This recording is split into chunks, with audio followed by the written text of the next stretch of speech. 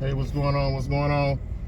Wanted to do a little, kind of a little video, kind of in response to something I was talking to a guy about the other day about these issues we having about the flag. Right, there's all kind of conversation and controversy going on about the flag. All the way back to the whole Kaepernick situation. And one thing that I think I want to say white America or, patriot America or, even some soldiers don't understand about this whole thing. Nobody, I feel like whenever you get offended, if somebody is against the flag, whether it's the Confederate flag or the American flag, where, the Confederate flag, people are saying, that's my heritage, I'm from down south and I'm from this, that, and the other, and we love our heritage and our family and all that, and that's fine. Nobody wants you to stop loving who you are. I mean, well, unless you're racist, but even the American flag, oh, this is our country, this is the greatest country on earth, and we don't think you should disrespect our country by disrespecting our flag. And I had to open the guy's eyes up to this right here, that nobody is disrespecting the flag. The flag was supposed to be a representation of the idea of America, right? The land of the free, the home of the brave, or, a place where you can have life, liberty, and the pursuit of happiness and all those good things, right? That's what it's supposed to represent.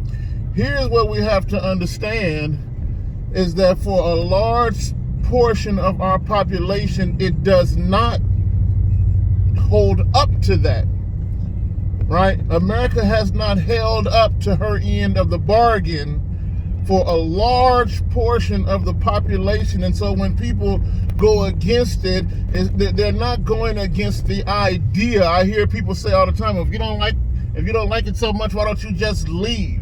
Nobody is saying, screw America, even though those may be that might be the phrase that comes out of their mouth. But what they're saying, they're not saying screw the idea.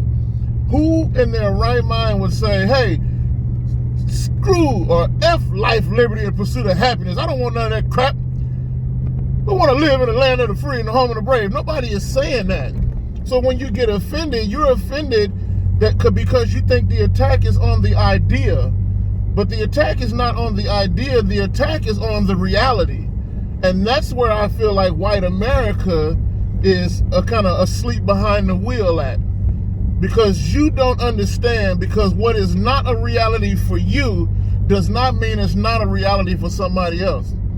And so when a person of color or an immigrant or whoever says America's not holding up her end of the bargain, and you say, yes it is, my family's done great. Come on. You cannot assume that because it's been good for you, it's been good for everybody.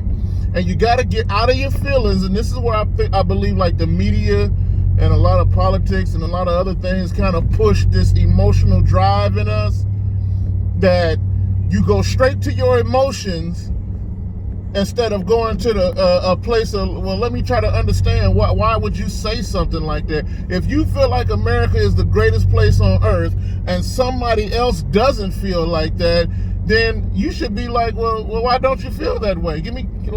Help me understand. Why don't you? Am I missing something?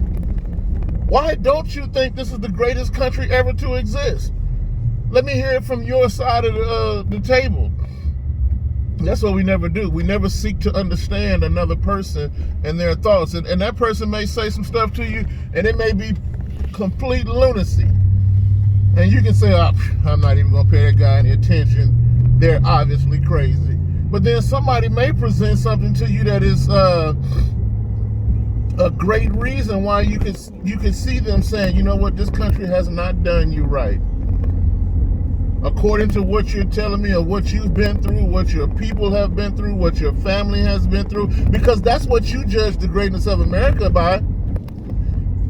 when you say America is great, is why? It's because of what you've been through, what your family's been through, what your people have been through, right? And for the majority of white America, for a large part of white America, it's been okay. It's been the land of opportunities. It's been the home of the free. It's been the home of the brave.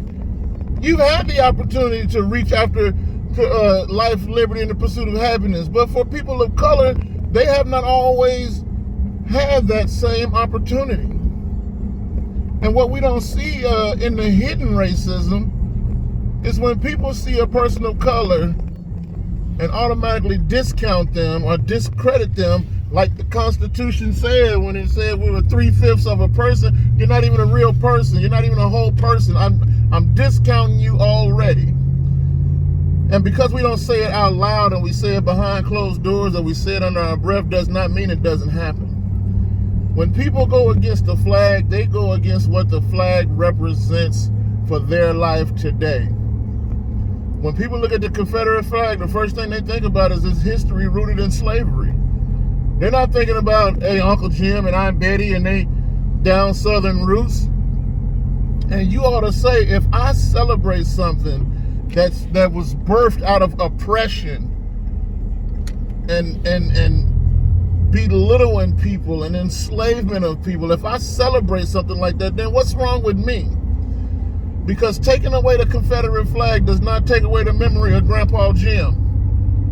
Taking away the Confederate flag does not do away with the memory of Aunt Betty May and any of your other Southern roots or heritage. If your great-grandfather fought in the Civil War, taking down the Confederate flag because it is offensive to people of color does not do away with anything they did.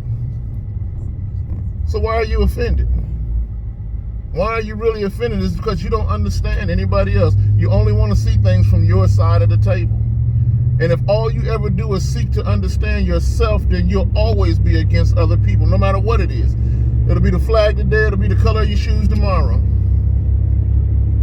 We have been pit against one another through this racial divide, the greatest divide on earth. Greater than the economic divide is the racial divide. And then everything that goes along with it. Oh, you don't make as much money because you're black or because you're white. Oh, you don't get the opportunities because you're black, because you're white. You see, that racial divide is fed into everything else. The economics, politics, social standings, everything else is fed, by the greatest divide on earth, racism. And now even this conversation about the flag, Kaepernick kneeled on the American flag and he said, because America is not holding up its end of the bargain, that this land would be a land where all men would be able to come and be treated fairly and treated equally. We understand that in our justice system, all men are not created fairly. All men are not looked at as equals. We understand that to be the truth. When people of color are sentenced to sentences that are 3 times more than their white counterparts. When we're charged and tried 3 times more than our white counterparts for the same crime, not for different crimes, for the same crime. When we're gunned down for non-violent traffic stops, and then you see videos where, you got white guys coming at the police with bats, knives, everything, come out the house with guns, and they're peacefully taken in. But we put one against the other and never seek to understand the other person's side. So when the gentleman spoke about why he felt it was offensive to kneel on the American flag and the national anthem, I explained to him what that anthem and that flag means to you does not mean the same thing to that black man. For the black man, that blood that was shed is the blood of his people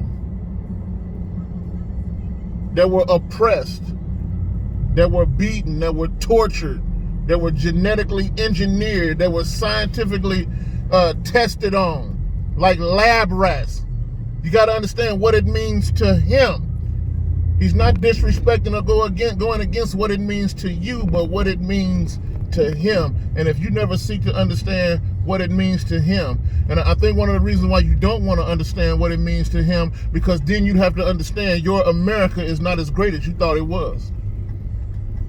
Your America is not as great as you thought it was when you find out you have an America that misdiagnosed intentionally black babies and put them on medicines and treatments so that they would be tested on like lab rats.